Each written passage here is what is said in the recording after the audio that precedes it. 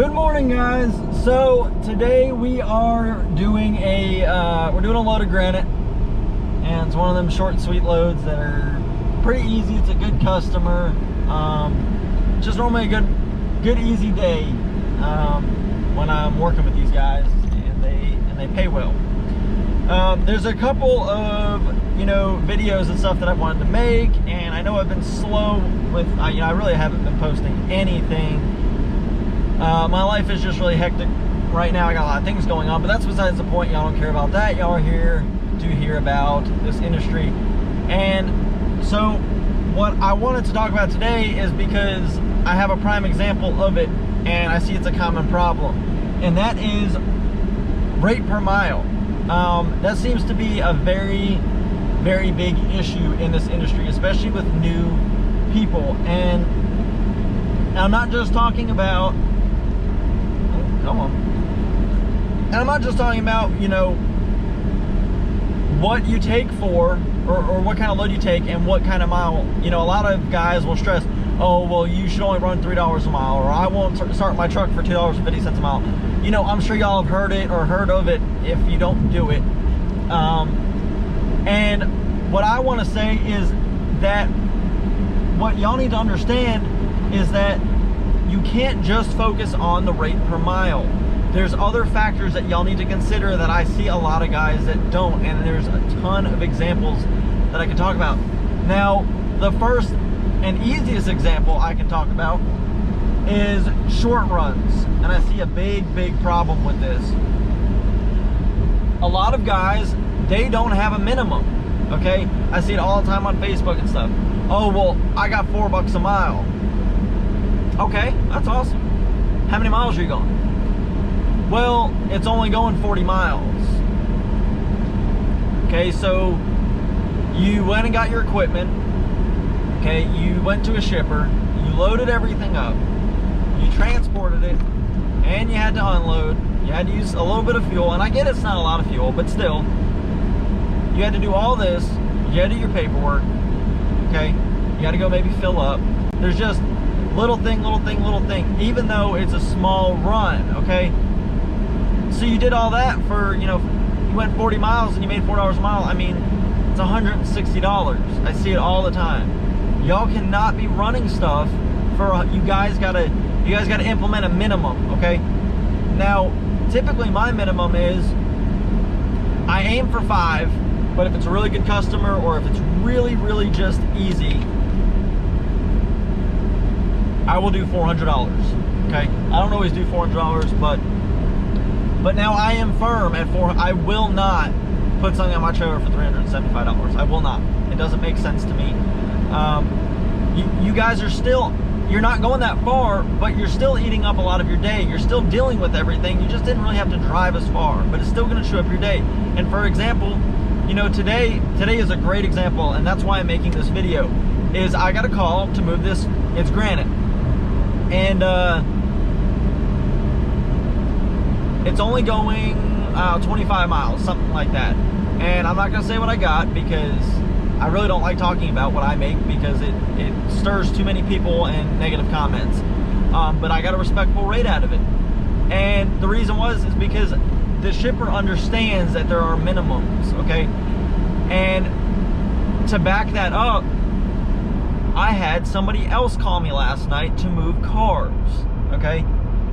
Now, I don't think I'm gonna be able to get the cars, because they wanted to move first thing in the morning, okay? So it's things like that is why you have to, even if it's a small load, it's still gonna interrupt your day. Like, you may be able to go get another load, but there's a good chance that you might not. It depends on if you're running just load boards, you're not getting another load, okay? You're not gonna find another local load.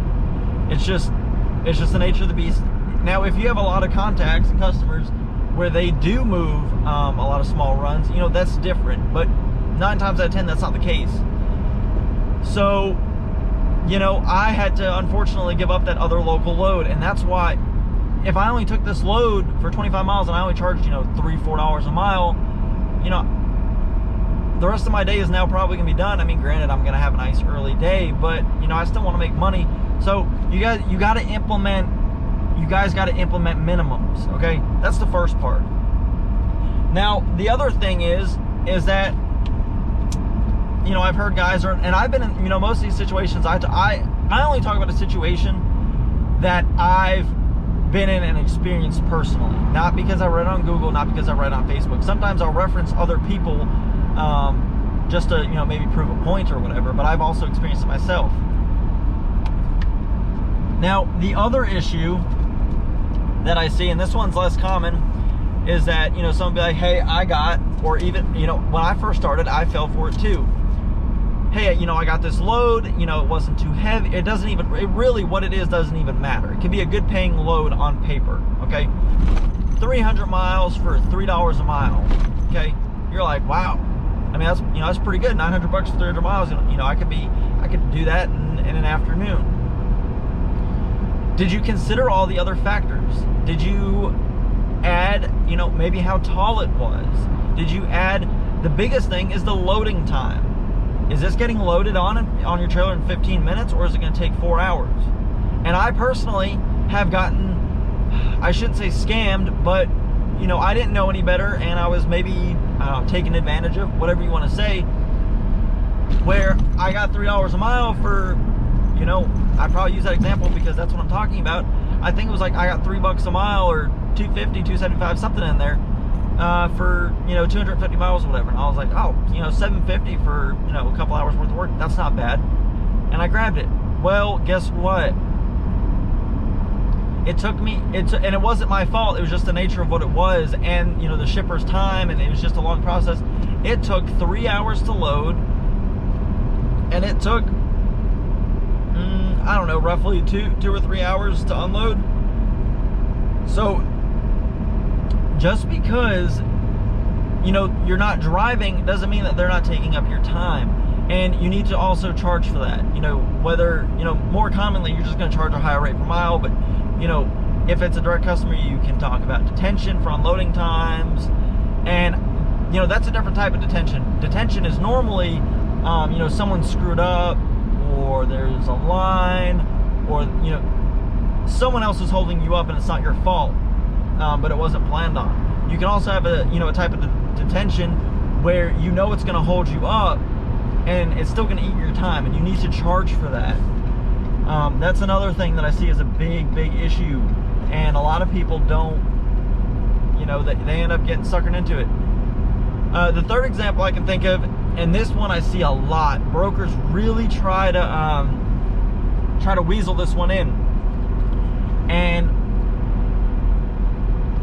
you know, I had a phone call literally the other day of a broker. He had a load, and it was going from, you know, if you guys keep up with me, I'm in the Charlotte area, North Carolina, and he had a load. It was a good load. I don't remember what it was. It was something simple, easy. It didn't weigh a lot. It was a decent load. And it was going to Nashville. So figure, how many miles is Nashville? I think from here to Nashville, it's really roughly like 400 miles, something like that, 6.5 hours. He was wanting to pay $1,000 on it. Well, that's not, you know, it's not terrible. And me personally, you know, sometimes I take advantage of where I'm going. You know, I've turned a lot of work into small weekend trips or day trips. So for me to go to Nashville for, I think it was right around $3 a mile, $2.75, something in that area, what I look for. And I was like, oh, well, you know, maybe me and my girlfriend or whatever, we'll go hang out in Nashville for the weekend, and we'll make a weekend trip out of it, and I'll make a couple bucks. But that's not always the case. So what happened was he was paying that good rate to Nashville, and it picked up Friday morning. But here's the catch. You couldn't drop it till Monday morning. So you think that you're getting $3 a mile, which you are, but he now has you from Friday morning until Monday morning. On that small, you know, on 400 miles, you can do that in less than a day. You know, that's 2/3 of a day worth of driving. So he's holding your trailer Saturday, Sunday, and Monday morning, theoretically. They need to pay for that. And I'm not saying you're going to get $1,000 a day, because you're not typically anyway. But you're not taking my trailer up for 3 days for $1,000. It's just not happening. And that's another problem that I see a lot. So You know, if it's over the weekend and you got to do a reset, you know, that's when you kind of have to like, okay, how much extra do I really need? Because, you know, if you pick something up Saturday and can't deliver till Monday morning, you know, then you get your reset in, you can kind of maybe relax a little bit, you charge a little bit extra. But if you're picking up something Monday morning and it's only, you know, a short drive and they can't unload you for 2 days, you need to charge several, like $100 per day. Like, at least, it really just depends, and I really don't have a set price of what I will. But I'm gonna look for $400 or $500 a day if you wanna, you know, hold my trailer, which isn't a lot of money, but you can't do it for nothing. And you're not technically working, but they're just holding your equipment up. So you gotta, you know, when I'm running, I'm looking for $1,000 a day. 8 to 1,200 really, something in there. I'm pretty content. I'm not saying that's what it is every day, because it's not, but I've had $1,500 days, I've had $500 days. It just depends. So you kind of just got to figure out what you know, what you need personally. So that's my 2 cents on it. And, you know, the whole point is that you guys can't just focus on rate per mile. There's multiple factors, and you also have to, you do have to use rate per mile too. I'm not saying that you, oh, I can run from Charlotte to, you know, in California, worst case scenario, 2,500 miles. Say you're running from Wilmington to Bartow, California. I-40 to I-40. It's the ends of I-40, if you don't know that. Wilmington, North Carolina, you start I-40, and I-40 ends in, I believe, Barstow, California. And that is the end of I-40. It goes, it's one straight, it's like 2,450 miles. Okay? That doesn't mean, oh, well, if I charge, you know, $1.25 to do all that, oh, well, I'll make, you know, whatever it is, you know, $4,000, and I can do that in 6 days. That's still not good. I mean, you can't do that either. You really just need to intertwine a whole bunch of factors. So take that as you will, guys, and we'll continue off when we're unloading. We're almost there. We got about 11 miles, and I'll see you guys there.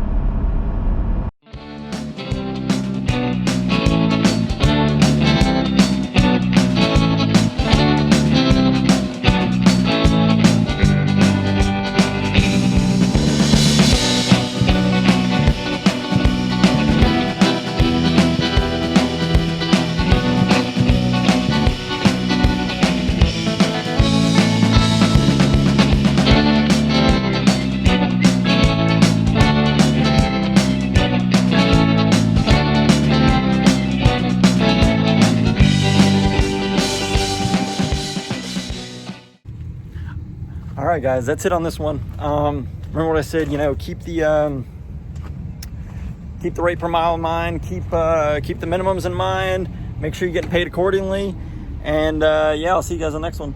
So, and also real quick, so we got the flatbed right here, and then if you look over there, right there, we'll go over that next.